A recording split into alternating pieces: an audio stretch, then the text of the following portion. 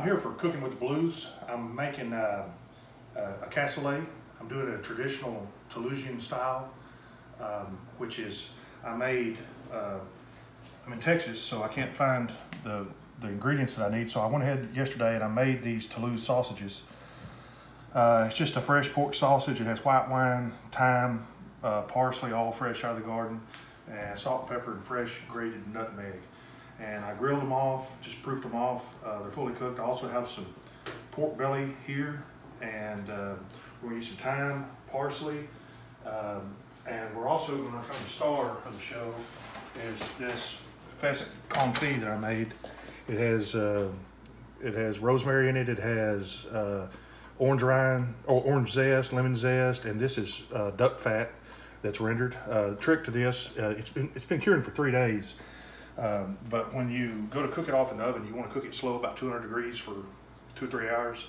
But pour a little bit of water in the fat when you put it in the oven, because the water will go to the bottom, the fat will come to the top, and it'll keep the pheasant from sticking on the bottom, because it'll be sitting in water on the very bottom. And these are just just white navy beans, and they were cooked in pheasant stock that I've made from the rest of the carcasses of these pheasants. This is more pheasant stock that is going to help build the cassoulet, and this is JD. And so what we're gonna do, this is a little trick I got for the beans. The only seasoning that's in the beans right now is just salt. So if you take pork belly and just cut it up and put it in the food processor here, it makes it go a lot quicker. But it's got several cloves of garlic in there. Then you put this in the food processor. This is actually the secret to making this the right way, in the Cassoulet style, I believe it's called, the town southeast of Toulouse. So they're known for this. So I'll grind this paste up real quick. The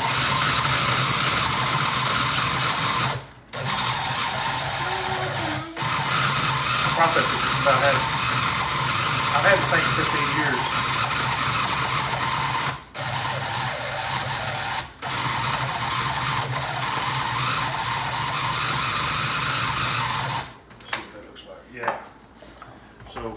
So this is just garlic and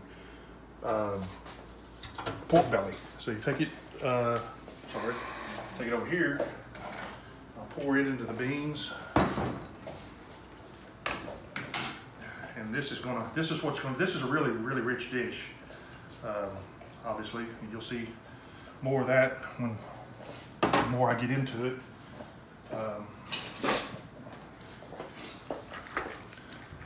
That's what's going to flavor these beans, that pork fat and the ground up garlic.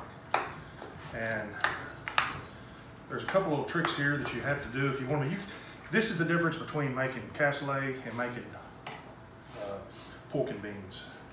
And of course, I don't have a cassoulet, which is what cassoulets are traditionally prepared in, but you have to take pork fat. And if you want to come around here, you can be able to see it better. This is pork fat that I trimmed off of pork butts, and I use it to make sausage with.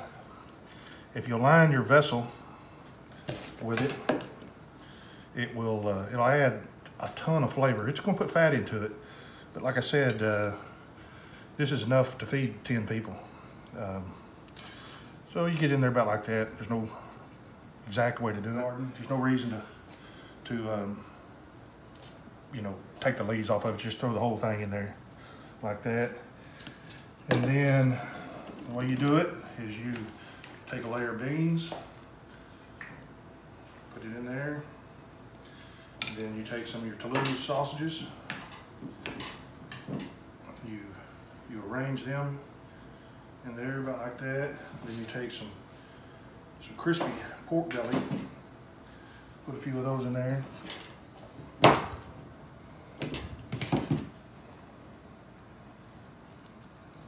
And then maybe one more piece of sausage right there. And then you want to take some parsley. This is out of the garden also. Not much, just layer it in there for color. And then you keep building. Another layer of beans. that. You can spread around evenly. And more sausage. And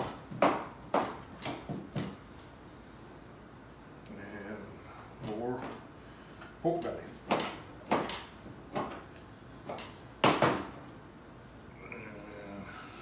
Parsley.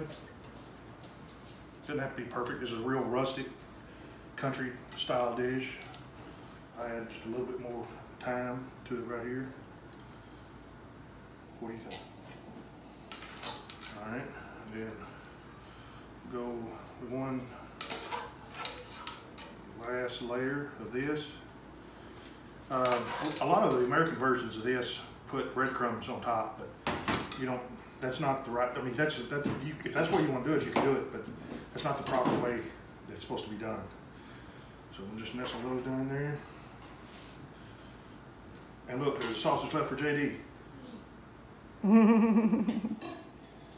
They're good. You helped me make that, didn't you? So we'll put a few of these on here,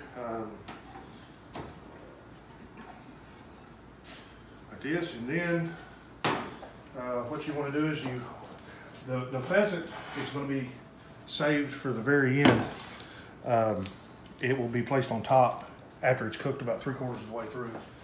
Then you take your hot pheasant stock and just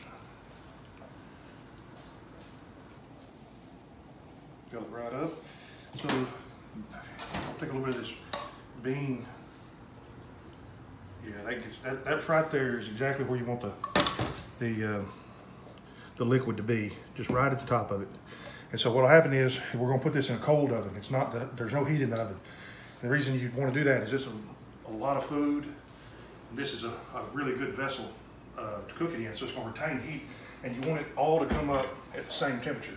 So for me, I'm gonna cook it about, this says 325, but it's really about 290 or so, and it's all going to come up to temperature at the same time, and it's going to cook for probably 3 hours, and we're going to check it about every 30 or 45 minutes and add liquid if we need to. And what also happens is it'll form a crust on top, and you want to break that crust up a little bit, about 2 or 3 times, and then about the last 30-45 minutes we're going to finish it with the pheasant confit on top, and we'll be back in about 3 hours. And it's been a few hours, so we're at the last third of the cassoulet cooking process. So what I'm going to do is I'm going to pull it out. I've already adjusted the liquid levels a couple times forward and cracked the crust on the top. That's the best part of it, really. And then I'm going to put the pheasant confit on top of it and adjust the liquid level again, and that will it'll finish the cooking process with the confit on top of it. But that's what it's looking like right now. You can hear that, maybe. I don't know if you can or not, but it's developing a crust on top of it. So what I do now is I'm going to rinse the pheasant confit off. It has rosemary, parsley, zest, and things like that. This is bone in. It's better like that. And just cold water. Rinse all that off real well. And this is actually preserved meat now because it's been confit in this duck fat, and it'll last for months under refrigeration. As long as it's submerged. But when you do this, don't throw away your duck fat. This is delicious, and you can roast potatoes in it. That's what it's especially good at. And then, so I'll take the pheasant. I'm gonna cut it up into some portion size pieces, but I also want to talk about the sausage again. It's stuffed in a natural hog casing, 28 millimeters, a little smaller than say a bratwurst size, which is 32 millimeter. It is wild pork that my buddy Steve Hughes, who also gave me the pheasant. It's wild. He also gave me the wild pork. It's wild pork. It's a little bit of domestic pork. It's pork belly, and per pound of sausage, it's 5 grams of salt, coarse ground kosher salt. It's 5 grounds of black pepper.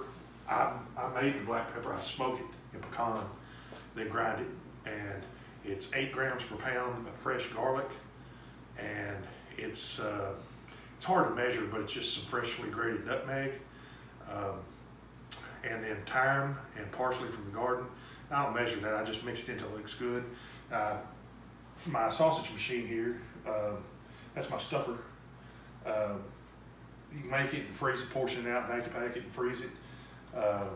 It's all ground on a coarse plate. The sausage it's important to have the coarse plate on it so that it won't have like a bologna type texture to it. It actually has some chunkiness to it. So I'll just portion this out, put it on top here, and this here.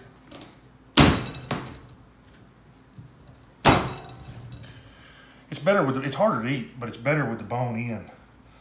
It just has so much more flavor, and it doesn't dry out. Then I'll adjust the liquid level. This is some more of the pheasant stock and some of the bean juice that I cooked the beans in. Yeah, that's where you want it. You want the liquid level to be right there. And the reason you want that is you want some of the beans out of the liquid so they'll crisp up and get this brown, this nice crunchy consistency to them. It has a lot of texture to the finished dish. And so I'm gonna put this back in, and it's going to last probably 30 or 45 minutes maybe. And then pull it out and it'll be finished. I'll come back and do another video, but the last one, show the final product, but we probably won't eat this for a day or two and just cure the pot and just let it get better and better. And we'll be back in about half an hour. All right, and we're gonna pull it out of the oven now. It's been the pheasant confit is heating through, and we're gonna see what we got.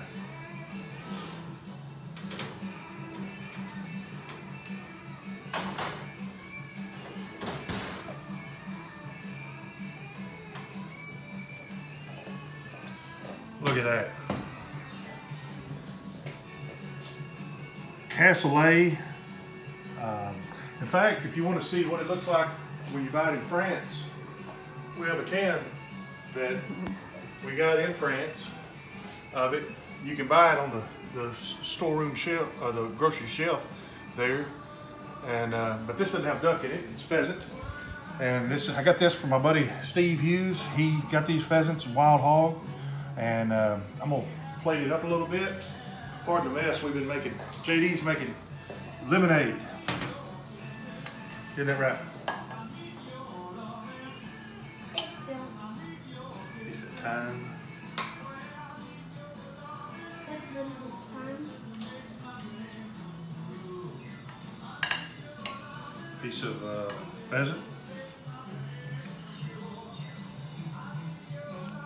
And the best part of this whole thing is the broth that it makes. And turn this around. A little thyme on it. A little parsley to brighten it up. And there you go. Cassoulet, the traditional way, white beans, pheasant, and wild pig with a Toulouse sausage in it. Thank y'all a lot, and check out Cooking with the Blues and patreon.com/Cooking with the Blues, and sign up to get more videos like this from Jack. Thanks a lot.